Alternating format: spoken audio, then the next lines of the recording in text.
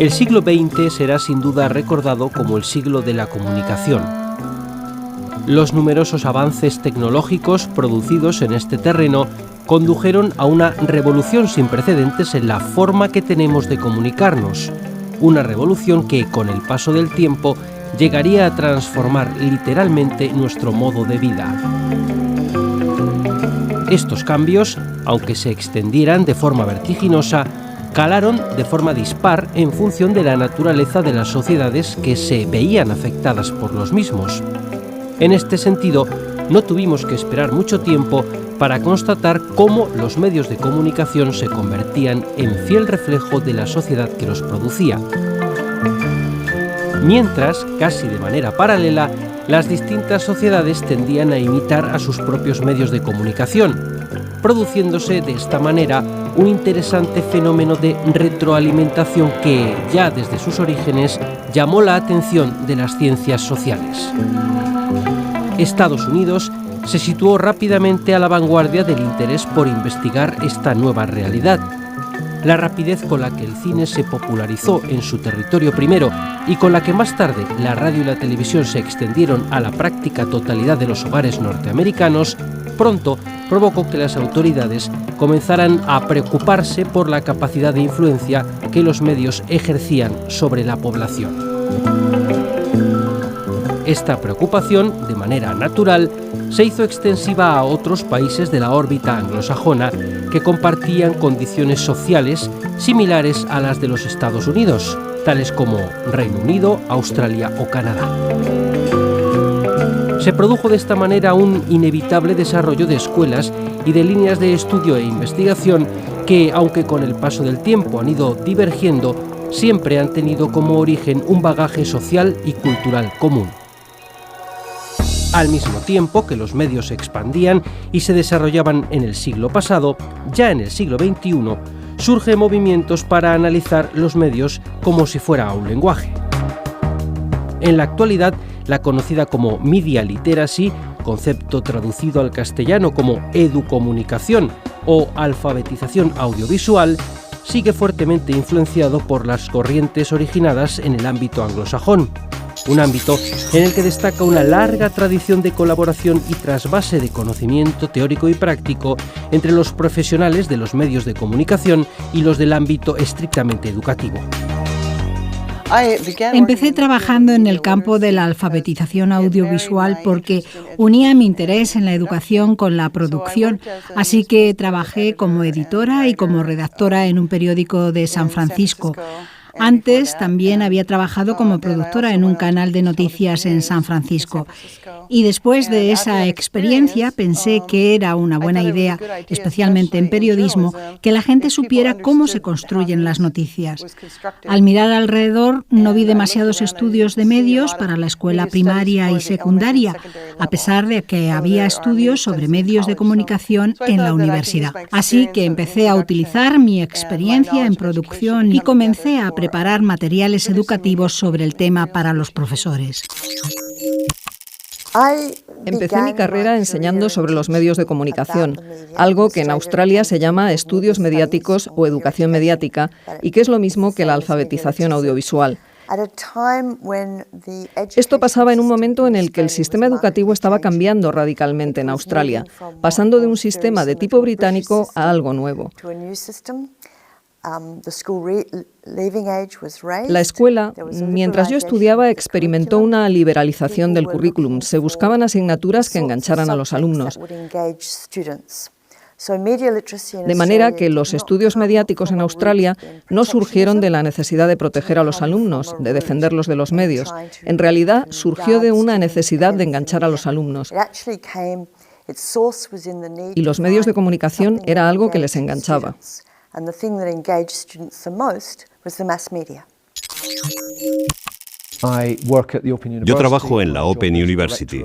Mi trabajo es el de director de enseñanza y aprendizaje. Y lo que realmente me motiva es ver cómo podemos usar la tecnología. Esa tecnología que es ubicua ahora, como los dispositivos móviles e Internet, e intentar usarla para facilitar la educación. Trabajo en la mayor universidad del Reino Unido con más de 200.000 estudiantes. El potencial educativo de estas tecnologías para facilitar su experiencia de aprendizaje es enorme. Y para mí ahora es el mayor desafío, hacerlo de la manera más efectiva. Tradicionalmente, una de las características más importantes de la escena anglosajona ha sido su alto dinamismo, así como su capacidad para integrar en su corpus teórico cambios e innovaciones. Uno de los conceptos más relevantes con los que se cerraba el pasado siglo XX fue el de prosumidor. Ya en el año 72, el canadiense Marshall McLuhan, una de las principales referencias en el campo de la teoría de la comunicación, introdujo la idea de que, gracias a los avances tecnológicos, el público, es decir, los consumidores de mensajes audiovisuales, se terminarían por convertir ellos mismos en productores. Sin embargo, no fue hasta la década de los 80 y a través de la obra del neoyorquino Alvin Toffler que el concepto finalmente se termina de formalizar, abriendo líneas de estudio que cambiarían de manera irreversible la forma de entender la alfabetización audiovisual. Yo, personalmente, pienso ahora en lugares más pequeños, de manera más local. Realmente miro formas más locales para explorar este campo de experimentación. Por ejemplo, en los Estados Unidos hay un grupo conocido como Tech Shop, que fue concebido originalmente para adultos, en almacenes y en espacios industriales, casi como un regreso a la educación vocacional. Pero para lo que hacen y lo que crean, ellos cuentan con grandes máquinas. La gente no se puede costear una impresora 3D, por ejemplo. Así que ellos llegan a estos espacios y crean un grupo colaborativo de gente que usa este equipo carísimo y pagan una cuota entre todos. Y así pueden manufacturar cualquier cosa, desde vestidos a impresiones 3D o grabados. Así que es una comunidad real y el resultado se puede extender a otra comunidad y a otra y pueden ir cambiando con ello. Y mi esperanza es poder hacer esto con los chicos. En este contexto es realmente importante darse la oportunidad de escuchar lo que la gente joven está diciendo y así reconocerlo en ese periodo, cuando todos tenemos todas esas herramientas para que los jóvenes se expresen. Eso es también una oportunidad para capturar todo esto y usarlo como un material que sea compartido intergeneracionalmente.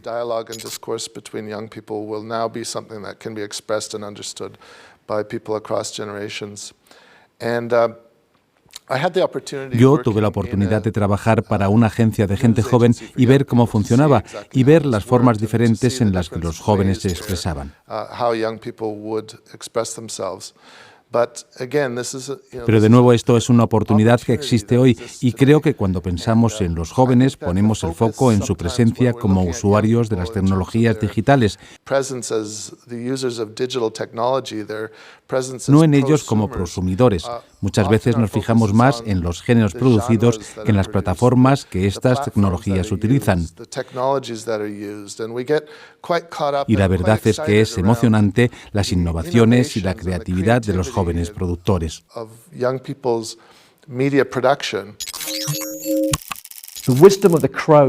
La sabiduría de las masas es un fenómeno a través del cual puedes aprender mucho más combinando el conocimiento de millones de personas que haciéndolo tú solo. Wikipedia es un buen ejemplo en el que la gente está co-creando conocimiento y combinando toda su experiencia en un sistema, permitiéndote trabajar mucho mejor que si solo lees una plataforma escrita por un solo individuo. Uno de los focos de conocimientos más activos en este ámbito es el MIT, o Instituto Tecnológico de Massachusetts. Vinculados a esta institución están algunos de los avances más significativos en materia de producción y difusión libre de ideas de los nuevos entornos digitales. Este sería el espíritu que encontramos en la base del conocido como Movimiento por los Recursos Educativos Abiertos, nacido precisamente en el seno del MIT. Estos recursos, enormemente populares entre la comunidad anglófona, nos remitían a documentos o materiales multimedia relacionados con la educación y la investigación, cuya principal característica es que son de acceso libre y, por lo general, se producen bajo licencia abierta. El movimiento de los recursos educativos abiertos ha producido una enorme cantidad de recursos que son gratis y que están disponibles para los estudiantes de todo el mundo. Además, ofrece a los estudiantes la oportunidad de experimentar la educación superior que de otra manera no hubieran tenido y permite a los estudiantes perseguir sus intereses accediendo a contenidos de alta calidad, como lo son muchos de estos contenidos. Nosotros producimos muchos en la Open University y lo hacemos posible con sistemas del tipo OpenLearn o YouTube o iTunes U. Crear recursos abiertos, además, es una gran publicidad para nosotros y ayuda a la hora de atraer estudiantes a la universidad y permitirles experimentar lo que es ser alumno nuestro. Es muy difícil producir contenidos de alta calidad como los recursos educativos abiertos y enseguida se desactualizan, por lo que hacemos nosotros es construir diferentes procesos de producción. De manera que cuando producimos cursos para los estudiantes que están formalmente matriculados con nosotros, producimos un 5% de contenidos abiertos para estudiantes no matriculados, gente del público que desea estudiar y para los que hacemos aprendizaje abierto. En este ámbito, la alfabetización audiovisual se ha convertido en una materia con un cuerpo teórico y una práctica reconocida y estable, basada tradicionalmente en dos pilares. El primero haría referencia a la interpretación de la textualidad audiovisual, es decir, la búsqueda del significado del mensaje audiovisual. El segundo tendría que ver con la producción mediática, saber cómo construir ese mensaje. Sin embargo, hace tiempo que estos dos pilares dejaron de ser considerados como suficientes para explicar una realidad demasiado compleja, dando paso a otras aproximaciones validadas por los conocidos como estudios culturales.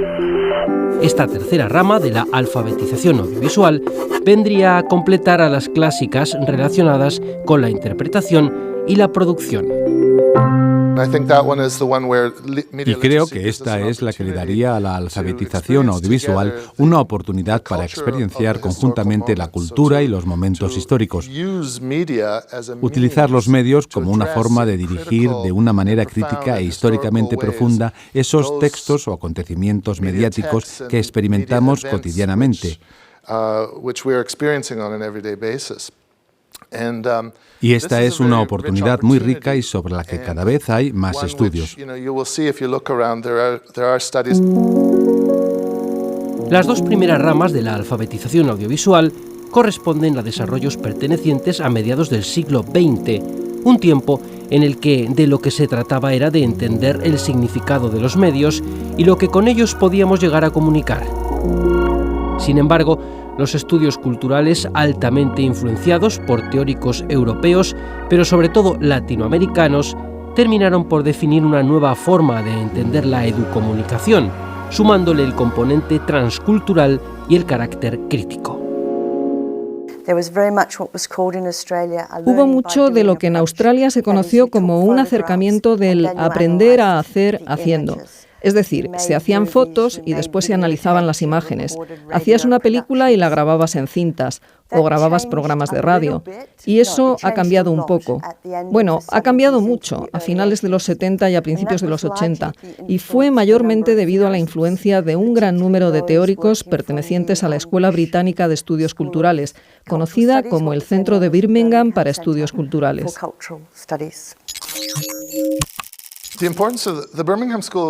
La importancia de la Escuela de Birmingham para los estudios culturales ha sido central para mí. Todo ese trabajo proveniente de esa tradición que se tomaba tan en serio las culturas cotidianas. Como dijo Raymond Williams, la cultura es toda una forma de vida. Si pudiéramos mezclar ese trabajo con otros trabajos que se realizaban en Latinoamérica en el mismo tiempo, sería de verdad interesante. Y es lo que estamos haciendo ahora, mirando al trabajo de Paulo Freire y focalizando en las culturas de lo cotidiano, de la gente, con la intención de educar, de comunicar. Bien, hay algo muy enriquecedor en los primeros estudios culturales que creo que es muy significativo para entender el impacto de los medios en la juventud, en la vida de la gente joven, en la cultura de los jóvenes. Esta reciente asunción de un cierto relativismo cultural ha hecho que, de un tiempo a esta parte, por lo menos desde el entorno anglosajón, los teóricos renuncien a generar definiciones sentenciosas o conceptos que aspiren a ser globalmente compartidos. Creo que hay muchos sobreentendidos y que hay formas de discutir sobre las certezas de los medios que podrían ser comprendidas por gente que viniera de diferentes partes del mundo.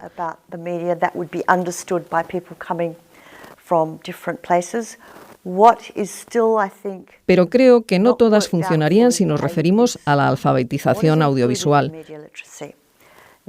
Por ejemplo, cuando te fijas en los trabajos escritos en los que se habla de cosas como los teléfonos móviles, te das cuenta de que otros no los incluirían como un medio de comunicación masivo, ya que es una comunicación de persona a persona y, por lo tanto, pertenecería a otra disciplina que no a la educomunicación.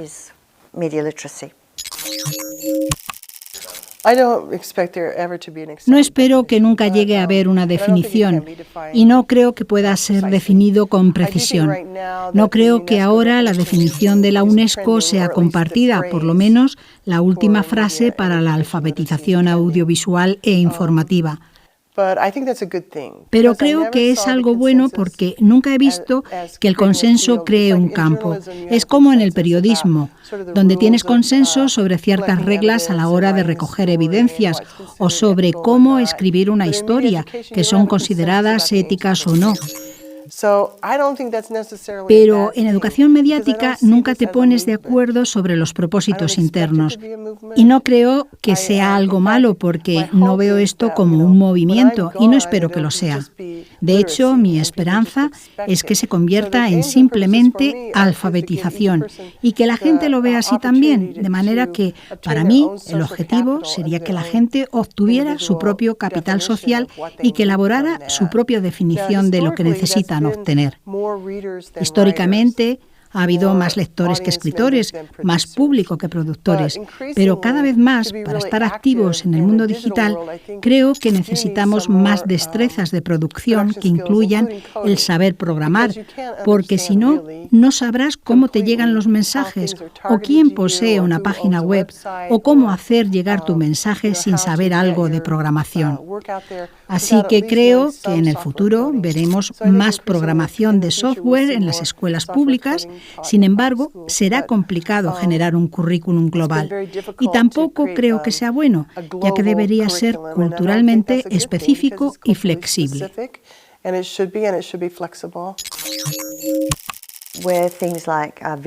¿Podrán los videojuegos, lo interactivo, los juegos a gran escala con múltiples usuarios encajar en la alfabetización audiovisual? Esto está todavía ahí y la gente no está trabajando mucho en ello. Las cosas como la realidad virtual, como los avatares, ¿son herramientas para el estudio de los medios o son objetos de estudio en sí mismo? Creo que hay mucho trabajo por hacer en este área. Algo común a todos estos países de la órbita anglosajona es el rápido desarrollo en su seno de las tecnologías, especialmente sus aplicaciones educativas. Cuando pensamos en Internet no podemos olvidarnos de que, a pesar de sus orígenes vinculados a la defensa de los Estados Unidos, enseguida se convirtió en una importante herramienta de intercambio de información entre investigadores y universidades americanas. De la misma manera, y más recientemente, las redes sociales se han convertido en objeto de estudio de profesionales de la pedagogía que tratan de encontrarles a estas redes todo tipo de usos y aplicaciones didácticas.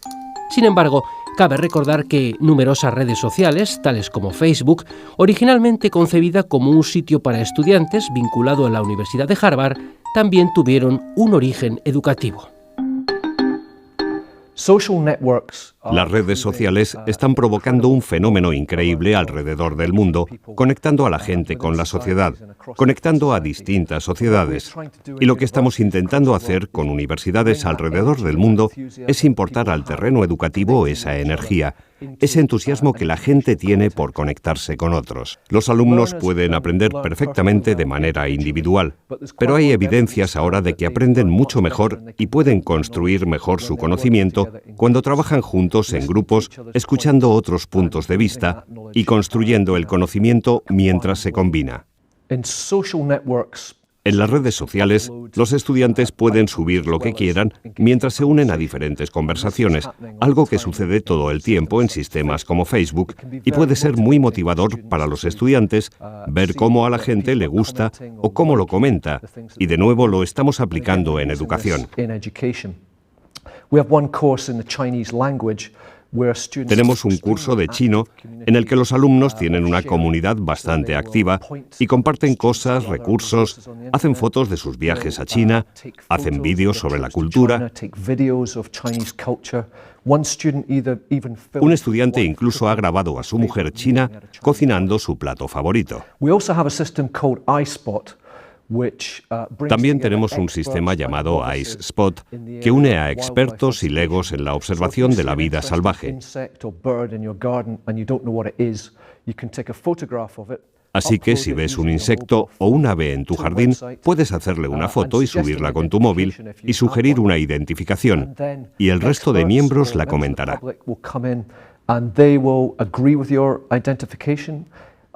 Esto está siendo una forma fantástica de unir a expertos y aprendices en una misma comunidad de aprendizaje, lo que tiene un alto valor para ambos grupos.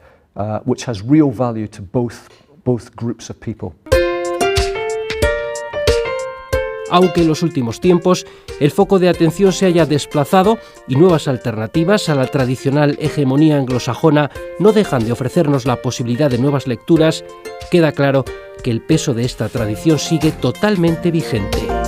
Sin embargo, lejos de las aspiraciones de generar un discurso uniforme y global, parece que el camino irreversible conduce a la proliferación de voces locales, que sin embargo, y a pesar de su carácter local, no pierden de vista las referencias de un mundo cada vez más interconectado.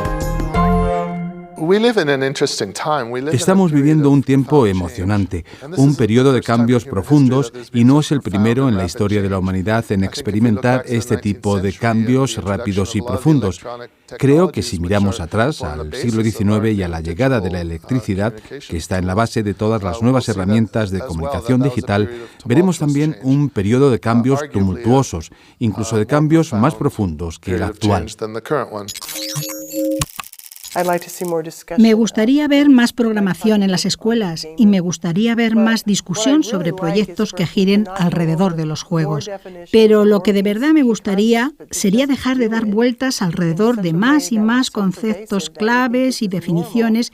Los chicos deben incorporar esto a su día a día en materia de alfabetización y mejorarlo ellos mismos, eligiendo sus propios logros y objetivos en esta asignatura complicada que es la alfabetización audiovisual.